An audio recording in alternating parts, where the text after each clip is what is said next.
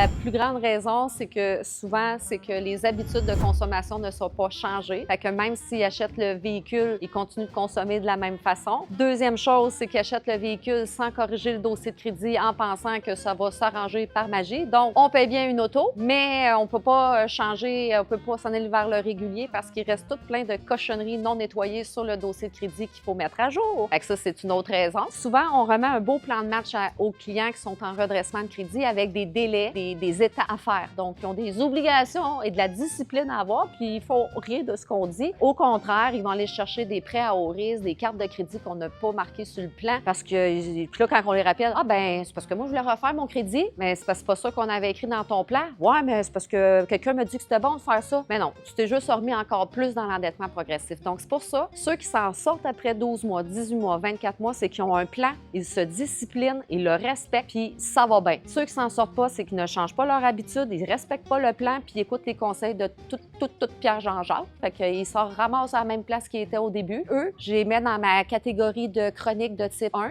de type A, donc qui recommencent toujours les mêmes problèmes.